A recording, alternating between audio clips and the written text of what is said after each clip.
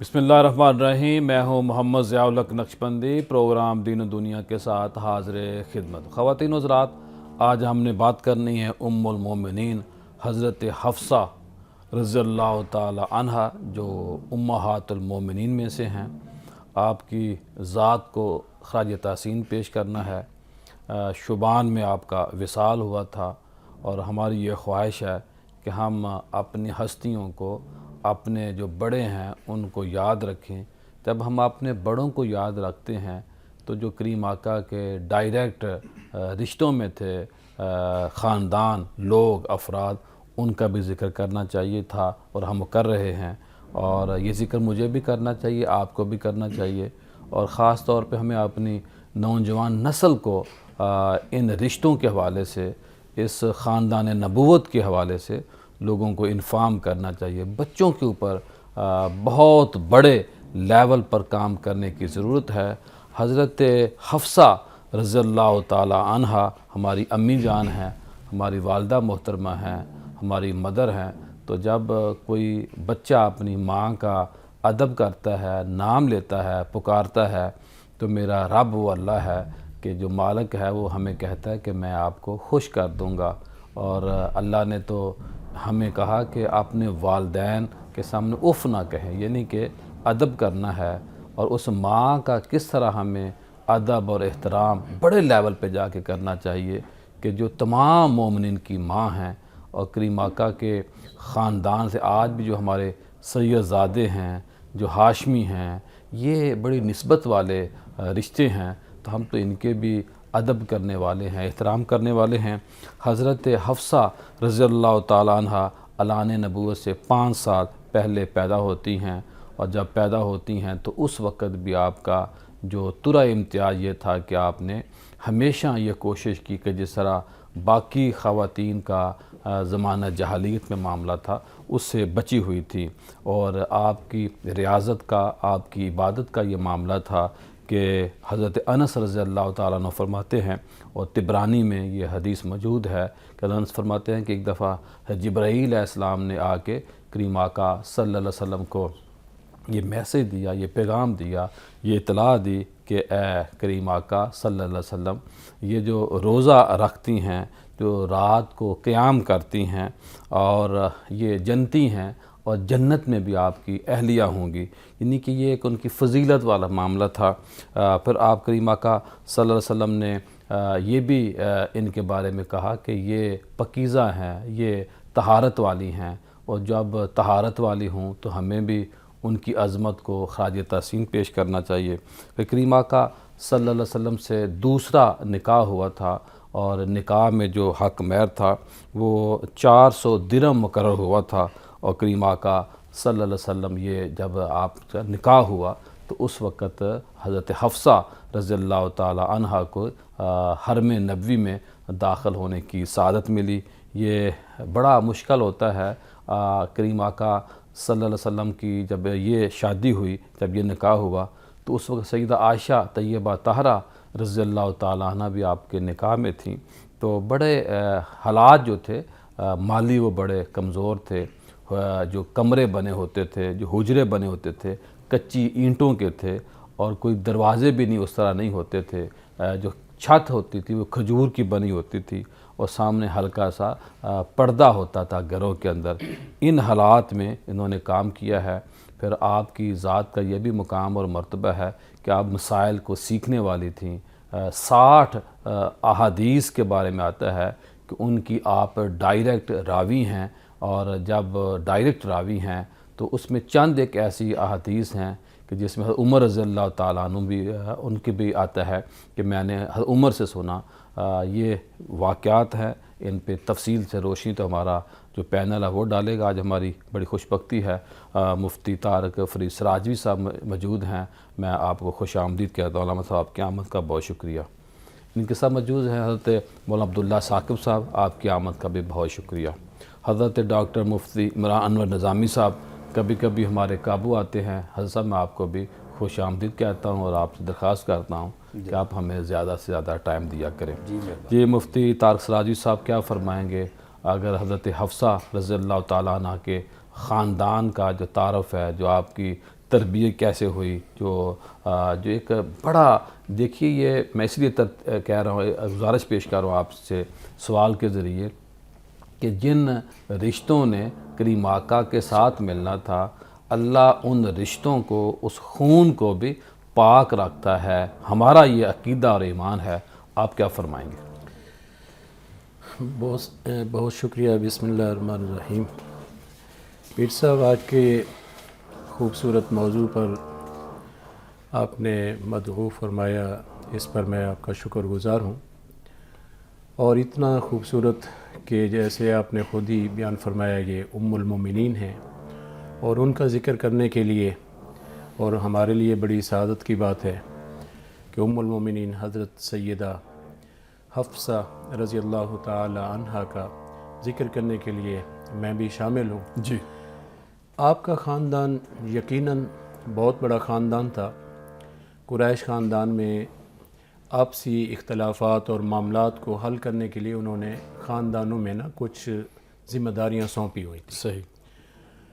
اور ان ذمہ داریوں میں سے ایک ذمہ داری یہ تھی کہ ثالثی کا کردار ادا کرنا اور سفارت کا کردار ادا کرنا. اور وہ خاندان حضرت حفصہ بنت عمر رضی اللہ تعالی عنہما کے خاندان کی ذمہ داری تھی. صحیح.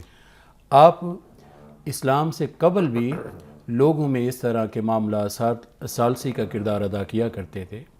اور سیدنا فاروق اعظم رضی اللہ تعالی عنہ کی یہ آپ لخت جگر ہیں، نور نظر ہیں، اور باپ کا تعارف بھی ہم سارے بخوبی واقف ہیں. حضرت عمر رضی اللہ تعالی عنہ یہ آپ صلی اللہ علیہ وآلہ وسلم کے سسر بھی ہیں.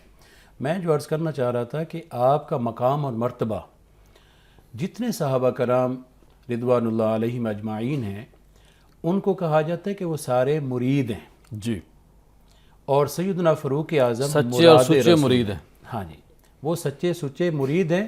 اور حضرت فاروق اعظم سیدنا عمر رضی اللہ تعالی عنہ یہ مراد رسول ہے. بے شک. آپ رضی اللہ تعالی عنہ کے لیے اللہ کے پیارے حبیب صلی اللہ علیہ وآلہ وسلم نے اللہ کی بارگاہ میں دعائیں کی. بے شک. بے شک. کہ یا رب العالمین مجھے عمر بن حشام یا عمر بن خطاب عطا فرما. ماشاءاللہ. تو حدیث پاک میں یوں بھی آتا ہے کہ اللہ رب العزت نے نبی کریم صلی اللہ علیہ وآلہ وسلم نے ایک خاص دعا کی تھی کہ مجھے عمر بن خطاب عطا فرما.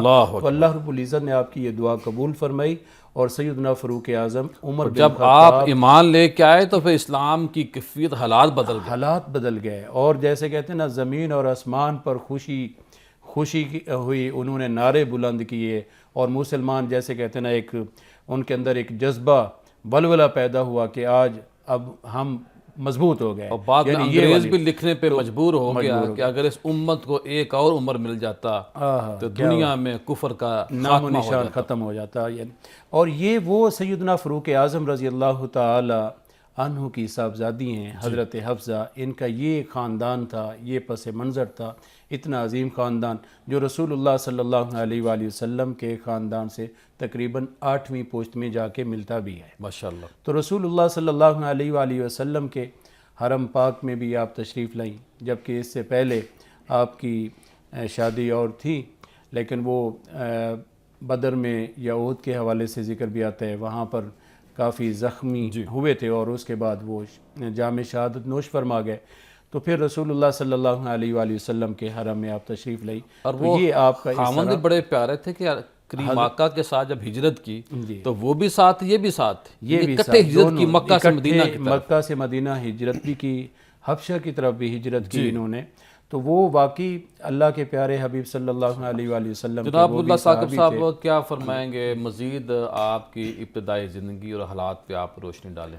بسم اللہ الرحمن الرحیم، والصلاة والسلام علی رسول الکریم. بہت شکریہ قبلہ پیر صاحب. حضرت ام المؤمنین سیدہ حفصہ رضی اللہ تعالی عنہا، آپ پر بات کرنے سے پہلے جس طرف آپ نے بڑا خوبصورت اشارہ فرمایا، بڑی لطیف بات آپ نے فرمائی کہ اللہ رب العزت کے ازل سے فیصلے ہیں. اللہ رب العزت اپنے ان فیصلوں کو ان کے مقررہ وقت پر پورا فرماتا ہے. رسول اللہ صلی اللہ تعالیٰ علیہ وسلم کے تمام رشتوں کا انتخاب، آپ کے تمام اصحاب کا انتخاب اللہ رب العزت نے فرمایا ہے. جی. اور ظاہر سی بات ہے کہ اللہ نے جب اپنے حبیب صلی اللہ تعالیٰ علیہ وسلم کے لیے انتخاب فرمایا تو پھر ان چنیدہ لوگوں کے کردار کی ہر لحاظ سے اللہ رب العزت نے حفاظت کا انتظام بھی فرمایا ہے۔ حضرت سیدنا حفصہ رضی اللہ تعالی عنہا جو ہیں آپ خاندانی طور پر قریش سے تعلق رکھتی ہیں، وہ قریش کے جس کو اللہ کے پیارے حبیب صلی اللہ علیہ وسلم نے فرمایا کہ اللہ کے ہاں قبیلوں میں سے سب سے بہترین جو خاندانوں میں سے سب سے بہترین خاندان ہے وہ قریش ہے۔ بے شک۔ اور پھر آپ کا سلسلہ نسب جو ہے وہ بھی جا کر رسول اللہ صلی اللہ تعالیٰ علیہ وسلم کے ساتھ 9ویں پشت میں مل جاتا ہے، یعنی وہاں سے آگے پھر سلسلہ امی حفصہ کا بھی وہی ہے جو رسول اللہ صلی اللہ علیہ وسلم کا ہے۔ اور پھر جس ماحول میں آپ پرورش پا رہی تھیں، آپ کی جو والدہ ماجدہ ہیں حضرت زینب بنت مظعون رضی اللہ تعالی عنہ، وہ بھی صحابیہ ہیں، اور حضرت عثمان بن مظعون کی ہمشیرہ ہیں، وہ بھی صحابی رسول ہیں۔ گویا ان کو والدہ کی طرف سے بھی اور والد کی طرف سے بھی رسول اللہ صلی اللہ تعالیٰ علیہ وسلم کی محبت، دین کی محبت، اللہ کی محبت، یہ گھٹی میں اور فطرت میں ان کی شامل رہی۔ اور پھر اس ماحول میں جہاں پہ علم تھا، حضرت عمر رضی اللہ تعالیٰ عنہ کا گھرانہ وہ تھا قبلہ پیر صاحب جو لکھنا پڑھنا جانتے تھے۔ ایسے پروٹوکول ملا تھا جی اللہ پاک کی طرف۔ بالکل ایسے ہی، بالکل ایسے ہی، کیونکہ وہ آپ نے جو بات کر دی وہ ختم ہے اس پہ کہ اللہ خود جب انتخاب فرماتا ہے تو پھر اللہ تعالیٰ ان کے لیے سارے معاملات بھی فرماتا ہے۔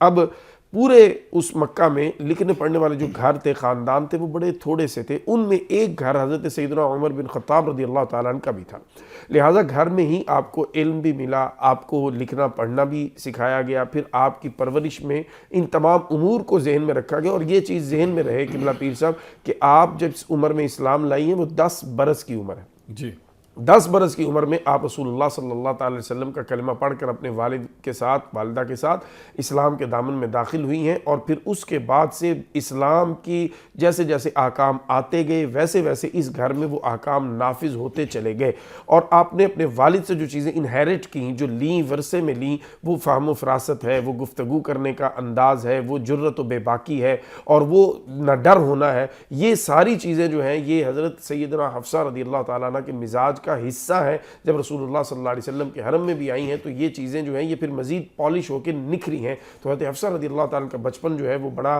خوبصورت بچپن گزرا، کیوں؟ وہ گھر جو تھا بڑا پاکیزہ گھر تھا جہاں جناب ڈاکٹر عمران النظامی صاحب کیا فرمائیں گے؟ آپ کا جو علم کے ساتھ پیار تھا، جو شغف تھا، اور جو ذوق اور شوق تھا، جو میں نے تھوڑی سی بات پہلے کی، 60 احادیث آپ سے مروی ہیں، آپ راوی ہیں 60 احادیث کی، ساتھ وہ ذرا سنائے نا کہ سورہ مریم کی جو 71 اور 72 آیت والا ذکر ہے، اس پہ روشنی ڈالیں آپ۔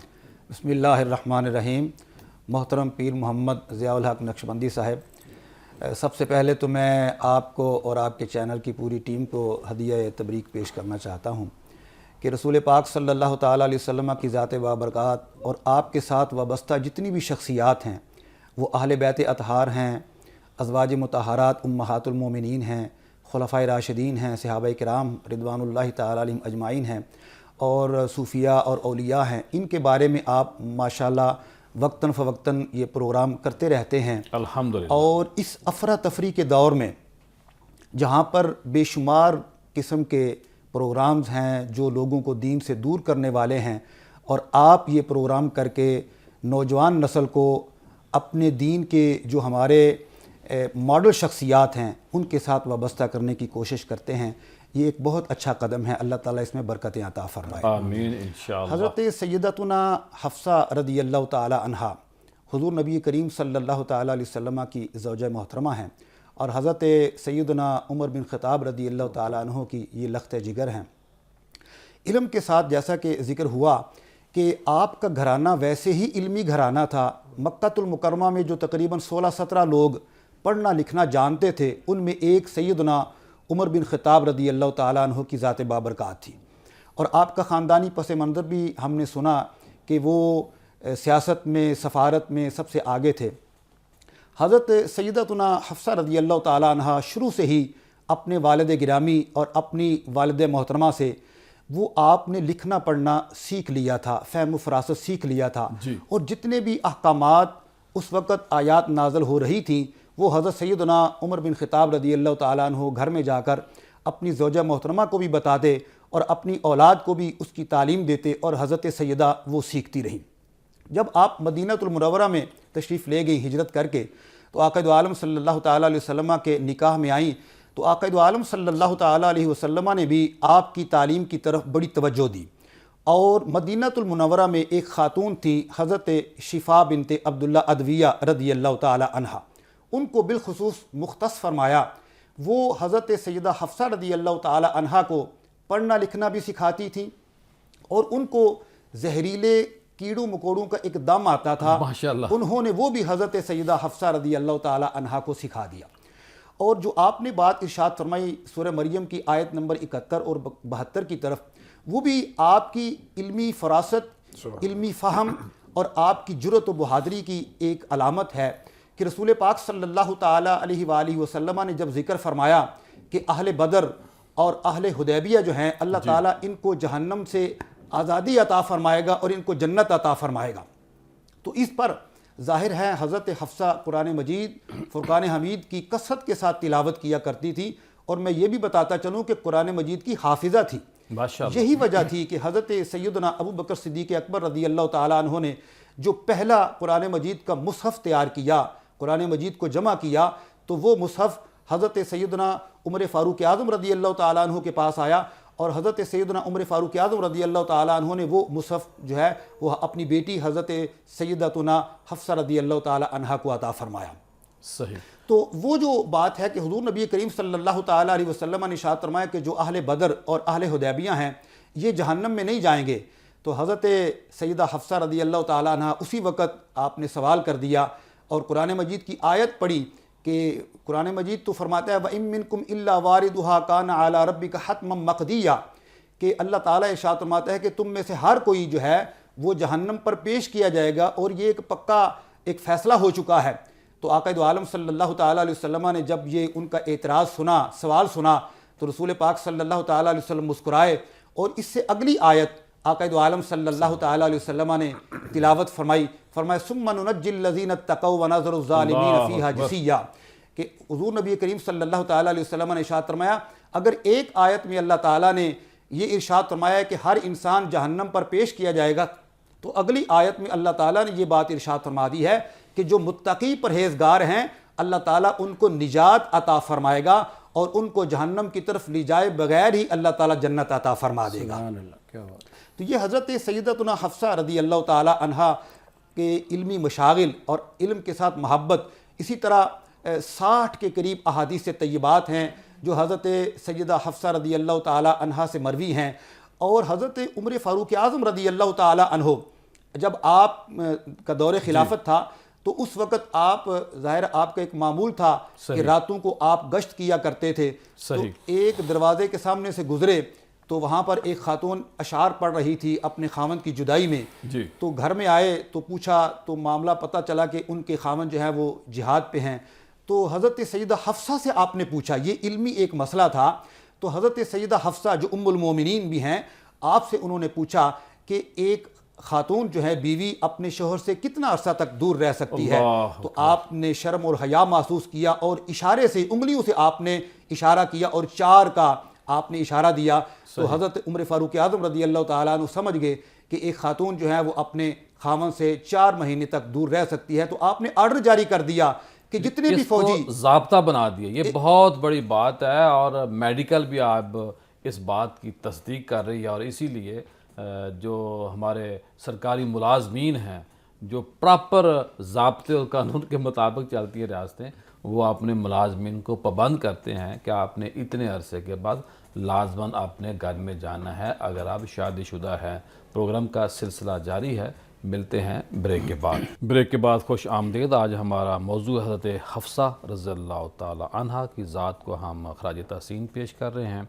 63 برس کی عمر میں آپ کا انتقال ہوتا ہے، اور جب آپ کا انتقال ہوتا ہے تو جنازے کے بعد آپ کے جو خاندان کے عزیز تھے حضرت جن میں آپ کے بھائی حضرت عبداللہ، حضرت عاصم، بھتیجے حضرت سالم، عبداللہ، حمزہ، یہ وہ مقدس لوگ تھے کہ جنہوں نے آپ کو قبر انور میں اتارا۔ اور ساتھ ساتھ میں یہ بھی بتاؤں کہ آپ کے جو شاگرد تھے وہ بھی بڑے نامی گرامی تھے۔ آپ کے شاگردوں میں حضرت عبداللہ بن عمر شامل ہیں، حمزہ بن عبداللہ شامل ہیں، اور حضرت حارثہ شامل ہیں، حضرت عبد الرحمن شامل ہیں، حضرت صفیہ بنت ابو عبیدہ شامل ہیں، اور دیگر کئی ایسے صحابہ ہیں، صحابیات ہیں جو آپ کے شاگرد تھے۔ اور اب میں سراجوی صاحب سے گزارش کروں گا کہ آپ ہمیں پروگرام کے اس حصے میں آپ کی ذات کو جو خراج تحسین پیش کرنا چاہتے ہیں، آپ کے علم کے حوالے سے، آپ کے تقوی اور طہارت کے حوالے سے آپ کیا فرمائیں گے؟ سب سے بڑی بات یہ ہے کہ نبی کریم صلی اللہ علیہ وآلہ وسلم کی نسبت اور آپ صلی اللہ علیہ وآلہ وسلم کے ساتھ جس چیز کو بھی نسبت قائم ہوئی، نصیب ہوئی، وہ ادنا سے اعلیٰ ہو گئے۔ سبحان اللہ۔ سیدنا فاروق اعظم رضی اللہ تعالی عنہ جب حضرت حفصہ کے پہلے خامد ان کا وصال ہو جاتا ہے، حضرت خنیس رضی اللہ تعالی عنہ، تو آپ کافی فکر مند تھے اس حوالے سے کہ اب حفصہ کی شادی کس سے کی جائے۔ روایات میں آتا ہے کہ آپ رضی اللہ تعالی عنہ نے حضرت سیدنا ابو بکر صدیق رضی اللہ تعالی عنہ سے خود کہا۔ سیدنا صدیق اکبر نے کوئی جواب نہ دیا، خاموش رہے، خاموشی پتہ تھا سارے معاملے کا خاموشی اختیار کہ فرمائی، اللہ نے ایک بڑا اچھا خاموشی فیصلہ اختیار کیا۔ فرمائی۔ پھر آپ رضی اللہ تعالی عنہ نے حضرت عثمان غنی رضی اللہ تعالی عنہ سے بھی کہا۔ حضرت عثمان غنی رضی اللہ تعالی عنہ نے آپ نے فرمایا کہ نہیں، میں ابھی نکاح نہیں کرنا چاہ رہا، انکار کر دیا۔ صحیح۔ سیدنا فاروق اعظم کو یہ بات ناگوار گزری۔ روایت میں آتا ہے کہ نبی کریم صلی اللہ علیہ وآلہ وسلم کی بارگاہ میں بھی سیدنا فاروق اعظم نے یہ ذکر کیا صحیح کہ میں نے عثمان سے کہا، انہوں نے انکار کر دیا، میں نے صدیق اکبر سے کہا، انہوں نے کوئی جواب نہیں دیا۔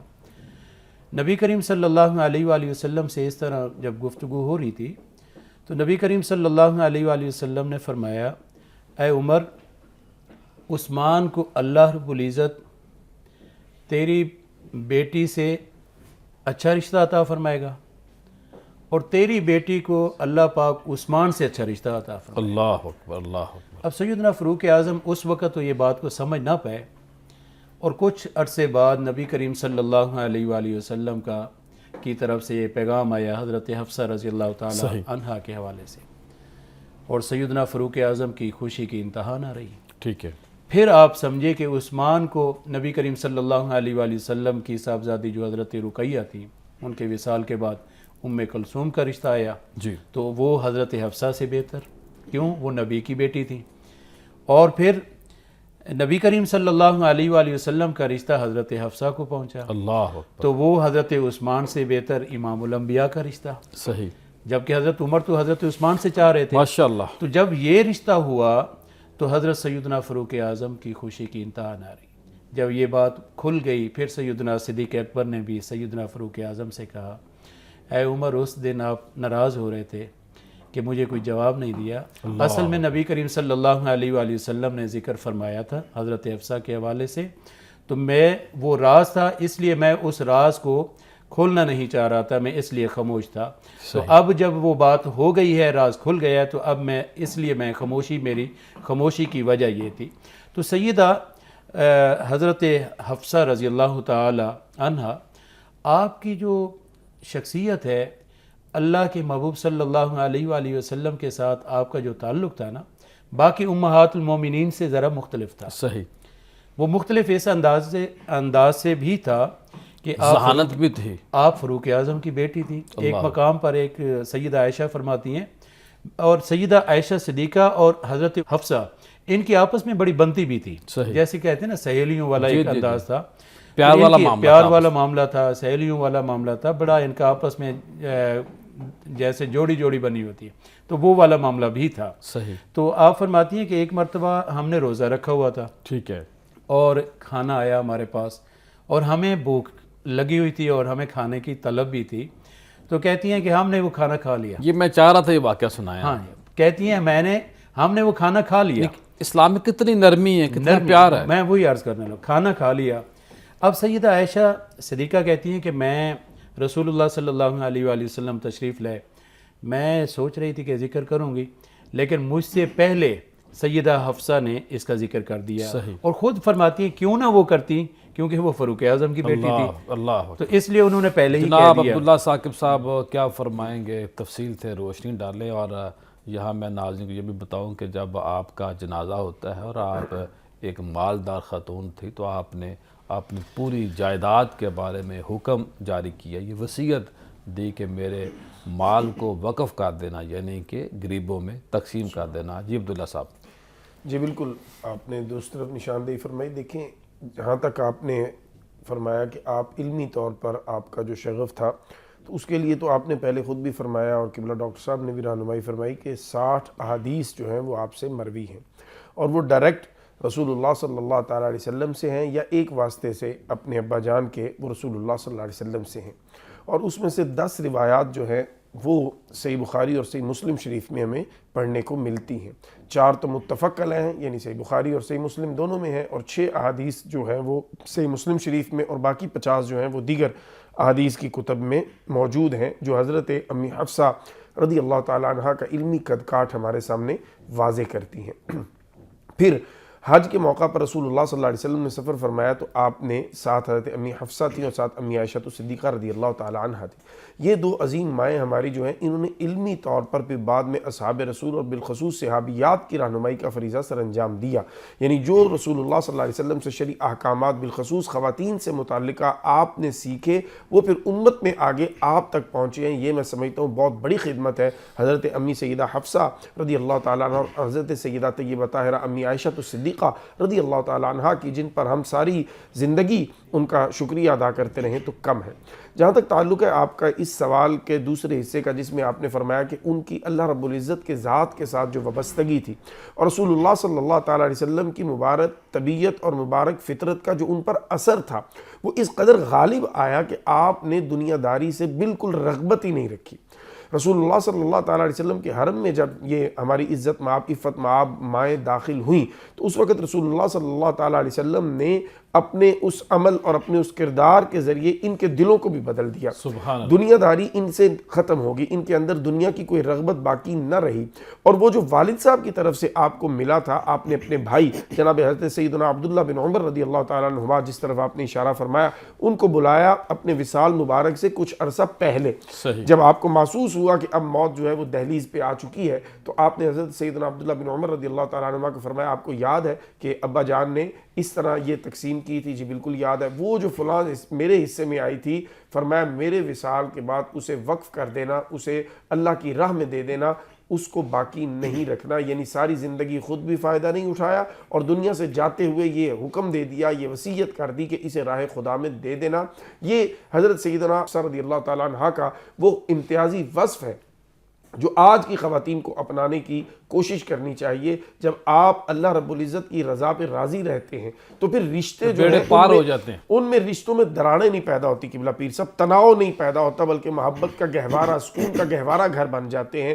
اور جب آپ اللہ کی رضا پہ راضی رہنے کی بجائے، دیکھیں اگر میں اگر کم کما رہا ہوں، میری اگر کیپیسٹی کم ہے، تو میری بیوی اگر مجھ سے فرمائشیں میرے دوست کو دیکھ کے یا اپنی کسی سہیلی کو دیکھ کے کرنا شروع کر دیں گی تو ظاہر گھر کا سکون قائم نہیں رہ سکتا۔ یہ ہماری جو عفت مآب عزت مآب مائیں، اور بالخصوص اگر آپ سیدتنا حضرت امی خدیجہ الکبریٰ رضی اللہ تعالیٰ عنہ کا دیکھیں کہ ان کا سٹیٹس کیا تھا، عرب کی ملکہ عرب کے نام سے جانی جاتی تھی، لیکن رسول اللہ صلی اللہ علیہ وسلم کے حرم میں جب تشریف لائی ہیں تو پھر انہوں نے اپنے مزاج کو 90 ڈگری بدل لیا، پھر خود رسول اللہ صلی اللہ علیہ وسلم کے کام کرتی تھی۔ تو یہی کمال ہمیں جناب امی حفصہ میں بھی نظر آتا ہے کہ انہوں نے دنیا سے رغبت نہیں رکھی، بلکہ دنیا کے مالک اور اپنے خالق سے انہوں نے رغبت رکھی اور رسول اللہ صلی اللہ علیہ وسلم کی شریعت اور سنت کو مقدم جانا، باقی سب کچھ انہوں نے رسول اللہ صلی اللہ تعالیٰ علیہ وسلم کی رضا اور اللہ کی رضا کو پانے کے لیے قربان کر دیا۔ جناب ڈاکٹر نظامی صاحب کیا فرمائیں گے آپ؟ حضرت سیدہ حفصہ رضی اللہ تعالیٰ عنہا، آپ کی جو رسول پاک صلی اللہ تعالیٰ علیہ وسلم کے ساتھ جو زندگی گزری ہے،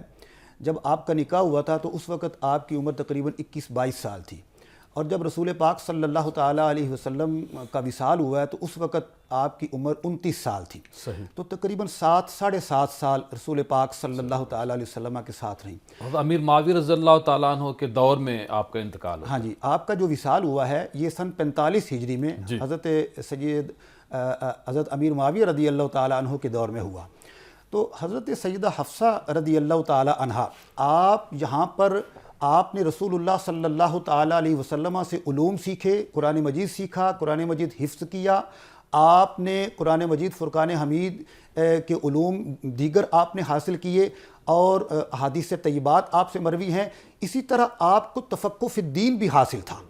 حضرت سیدہ حفصہ رضی اللہ تعالی عنہا دین سمجھتی بھی تھی اور سمجھاتی بھی تھی۔ سمجھا دی، آپ نے رسول پاک صلی اللہ تعالی علیہ وسلم کے وصال کے بعد تقریباً 34 سال زندگی گزاری ہے، اور 34 سالہ زندگی میں حضرت سیدہ حفصہ رضی اللہ تعالی عنہا آپ صحابہ کو اور صحابیات کو پڑھاتی ہی رہی ہیں۔ صحیح۔ آپ سارا دن روزے سے رہا کرتی تھی، ساری رات قیام اللیل کیا کرتی تھی، اللہ رب العزت کی بارگاہ میں جھکا کرتی تھی، اور آپ دن کو قرآن مجید اور حدیث طیبہ اور فقہ کا علم جو ہے وہ آپ صحابہ اور صحابیات کو پڑھایا کرتی تھی۔ یہی وجہ تھی کہ حضرت عمر فاروق اعظم رضی اللہ تعالیٰ عنہ کو بھی جب کسی مسئلے کی ضرورت پڑی جو خواتین کے حوالے سے تھا، حالانکہ اس وقت اور بھی خواتین تھیں، ازواج مطہرات بھی تھیں، لیکن وہ مسئلہ پوچھا تو حضرت سیدہ حفصہ رضی اللہ تعالی عنہا سے ڈاکٹر ہی صاحب پوچھا۔ 10 ہجری میں جب کریم آقا صلی اللہ علیہ وسلم جاتے ہیں حج کرنے کے لیے، تو وہاں آپ نے ڈیوٹی آپ کی لگائی کہ آپ خواتین کو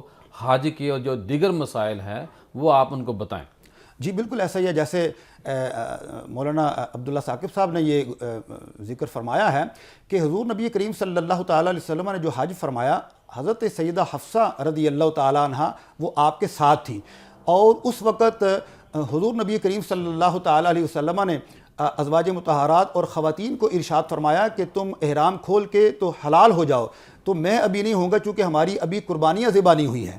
تو حضرت سیدہ حفصہ رضی اللہ تعالیٰ عنہ نے پوچھا تو حضور نبی کریم صلی اللہ تعالیٰ علیہ وسلم نے خوشی کا اظہار بھی کیا کہ تم نے یہ مسئلہ پوچھا ہے، اور باقی جو دیگر مسائل تھے جو حج کے متعلقہ خواتین کے بالخصوص مسائل تھے وہ حضرت سیدہ حفصہ رضی اللہ تعالیٰ عنہ دیگر خواتین کو آپ بتاتی بھی تھیں، سکھاتی بھی تھیں، اور مناسک حج پوری طرح سے آپ نے ہی لوگوں تک اور خواتین تک پہنچائے۔ حضرت سیدہ حفصہ رضی اللہ تعالیٰ عنہ آپ میں جرأت و بہادری اور بے جھجک بلا جھجک، اور آپ فوراً آپ سوال کر دیا کرتی تھی، یہ آپ کو اپنے والد گرامی اور آپ کے خاندان سے یہ ملا ہے۔ صحیح۔ آپ کے والد گرامی بھی جرری خون تھے، کے اندر جرأت و بہادری تھی۔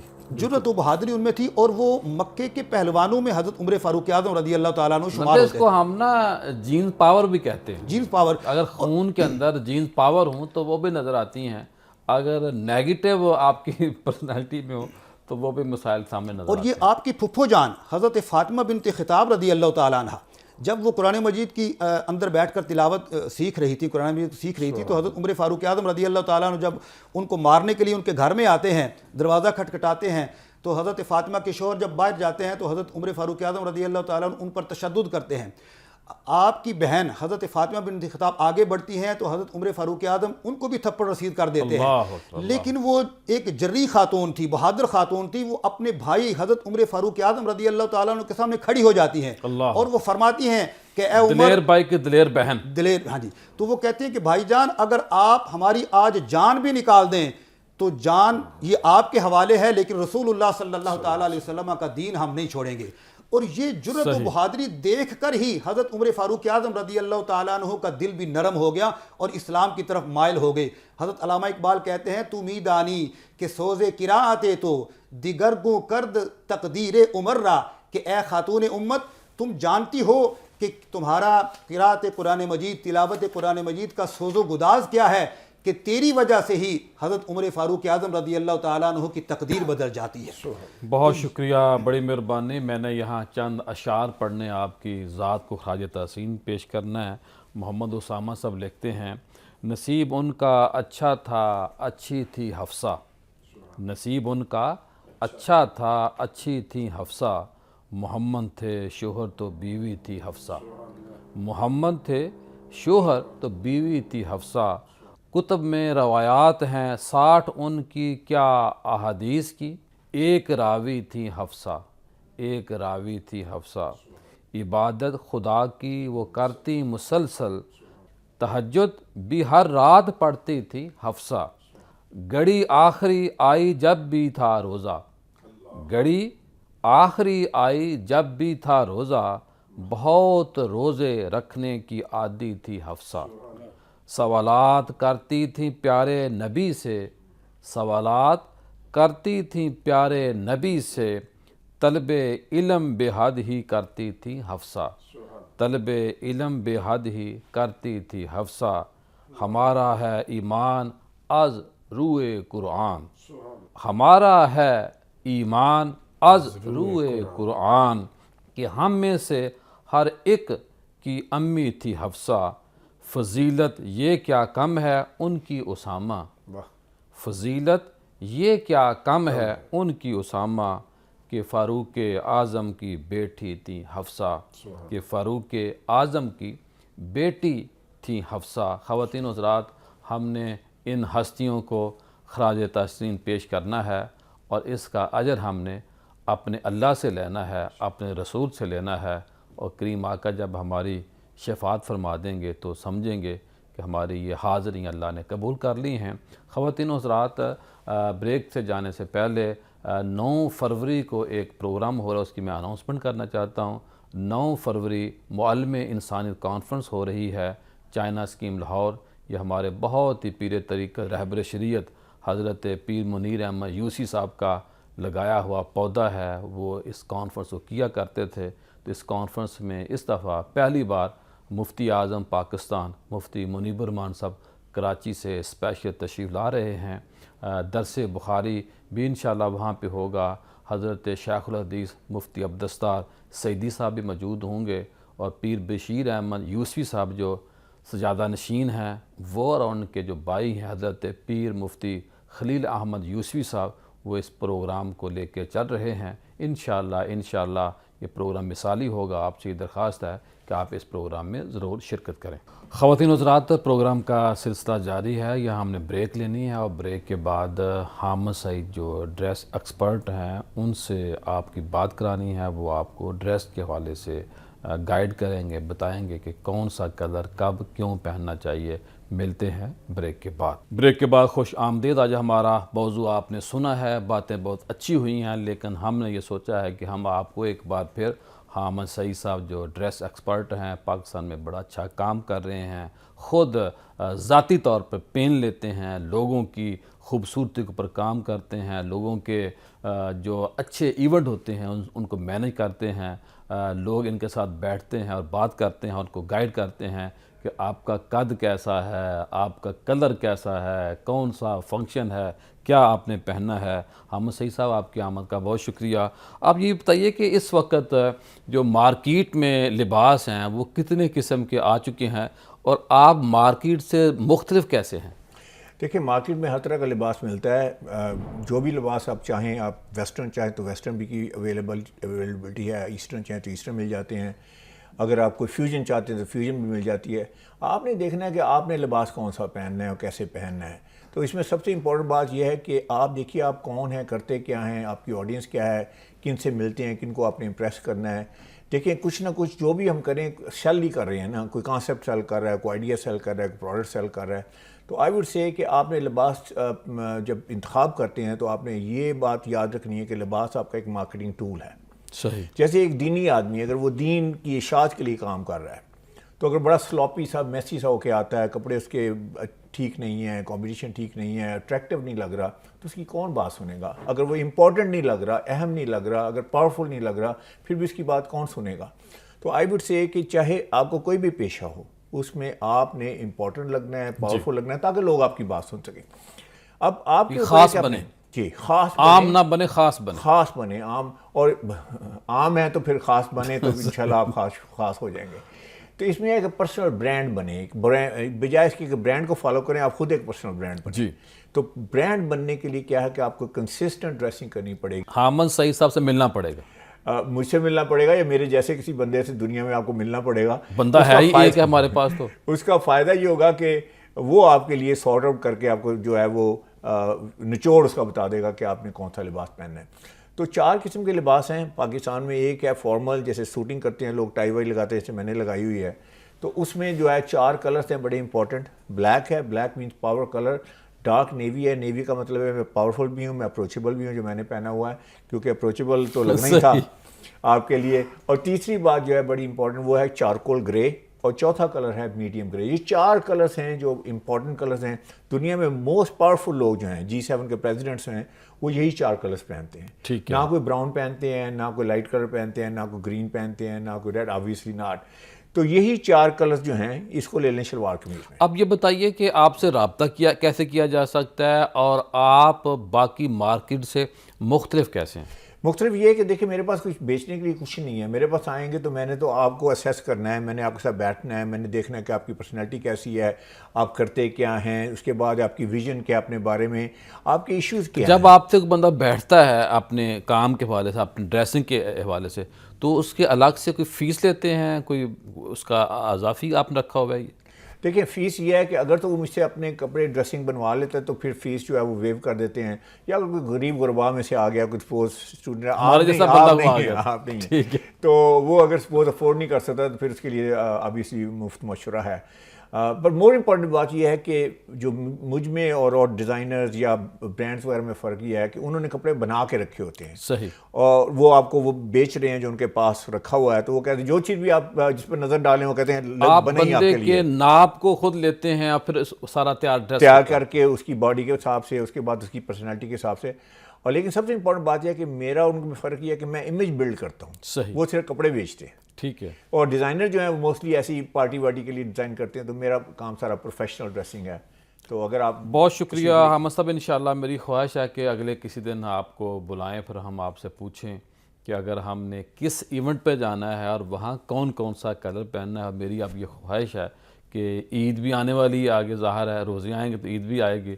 تو عید سے پہلے میں چاہتا ہوں کہ لمبی سیریل آپ کے ساتھ بات کریں اور لوگوں کو آپ سے فائدہ لینے کا بتائیں. خواتین حضرات، کل دوبارہ آپ سے ملاقات ہوگی. السلام علیکم.